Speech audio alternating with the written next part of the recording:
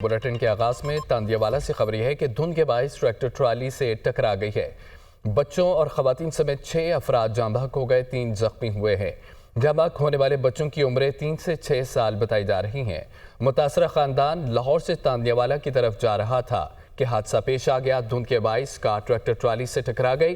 بچوں اور خواتین سمیت 6 افراد جان کی بازی ہار گئے، جبکہ 3 افراد زخمی ہوئے۔ جاں بحق ہونے والے بچوں کی عمریں 3 سے 6 سال کے درمیان ہیں۔ متاثرہ خاندان لاہور سے تاندیاوالا کی طرف جا رہا تھا۔ پولیس ذرائع لاہور میں organised crime unit Model Town اور ڈاکوؤں کے درمیان فائرنگ کا تبادلہ ہوا۔ 88 سے زائد مقدمات میں ریکارڈ یافتہ ملزم اپنے ہی ساتھیوں کی فائرنگ سے ہلاک۔ نامعلوم ملزمان نے اپنے زیر حراست ساتھی کو چھڑوانے کے لیے پولیس پر فائرنگ کی۔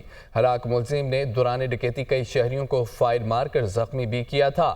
لاہور سے اہم خبر، organised crime unit Model Town اور ڈاکوؤں کے درمیان فائرنگ کا تبادلہ ہوا۔ 88 سے زائد مقدمات میں ریکارڈ یافتہ ملزم اپنے ہی ساتھیوں کی فائرنگ سے ہلاک۔ نامعلوم ملزمان نے اپنے زیر حراست ساتھی کو چھڑوانے کے لیے پولیس پر فائرنگ کی۔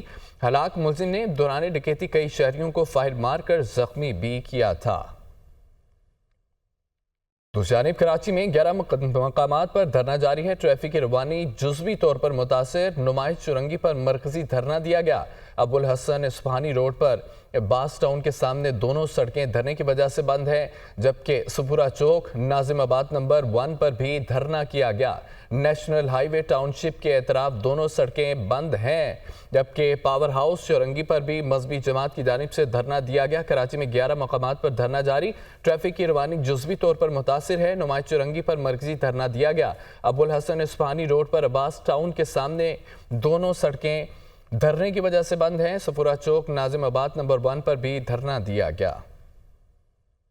عالمی منظرنامے سے خبر ہے کہ چین کا سفارتی محاذ پر امریکہ کو منہ توڑ جواب۔ چین نے 7 امریکی اسلحہ ساز کمپنیوں کے خلاف پابندیاں عائد کر دی ہیں۔ چین وزارت خارجہ کے مطابق امریکی کمپنیوں کے خلاف پابندیاں تائیوان کو اسلحہ فراہمی کے باعث لگائی گئی ہیں۔ متعلقہ کمپنیوں کے سینئر ایگزیکٹو بھی چین پابندیوں کی زد میں آئے ہیں۔ چین کا سفارتی محاذ پر امریکہ کو منہ توڑ جواب۔ چین نے 7 امریکی اسلحہ ساز کمپنیوں کے خلاف پابندیاں عائد کر دی ہیں۔ کمال عدوان اسپتال کو اسرائیلی فوج نے آگ لگا دی۔ شمالی غزہ کا آخری اسپتال شدید آتش زدگی کی لپیٹ میں ہے۔ غزہ وزارت صحت کے مطابق اسٹاف اور مریضوں سے وزارت صحت کا رابطہ منقطع ہو چکا ہے۔ اسرائیل کی کمال عدوان اسپتال کے احاطے اور گرد و نواح میں خوفناک بمباری، 5 میڈیکل اسٹاف ارکان سمیت 50 فلسطینی شہید، درجنوں زخمی ہوئے ہیں۔ اسرائیل کی یمنی دارالحکومت صنعا میں دوسرے روز بھی بمباری، گزشتہ روز سے جاری حملوں میں متعدد شہری جاں بحق اور زخمی ہوئے۔ اسرائیل رہائشی علاقوں کو نشانہ بنا رہا ہے۔ شہداء اور زخمیوں میں بچے اور خواتین شامل۔ عالمی ادارہ صحت کے مطابق گزشتہ روز اسرائیلی حملے میں زخمی افراد کو یمن سے نکال لیا گیا۔ اردن اور حماس کی غزہ میں کمال عدوان اسپتال پر اسرائیلی حملوں کی مذمت۔ اسرائیل ہیلتھ مراکز کو جان بوجھ کر نشانہ بنا رہا ہے۔ حماس کی جانب سے جاری بیان میں کہا گیا ہے کہ اسرائیل غزہ میں غذائی بحران کو فلسطینیوں کے خلاف جنگی ہتھیار کے طور پر استعمال کر رہا ہے۔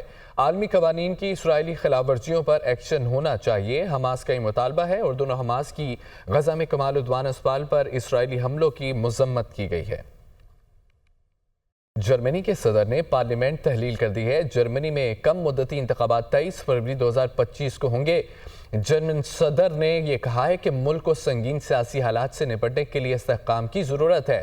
پارلیمنٹ میں قابل اعتماد اکثریت ہی کارکردگی کا مظاہرہ کر سکتی ہے۔ جرمنی کے صدر نے پارلیمنٹ تحلیل کر دی ہے۔ جرمنی میں کم مدتی انتخابات 23 فروری 2025 کو ہوں گے۔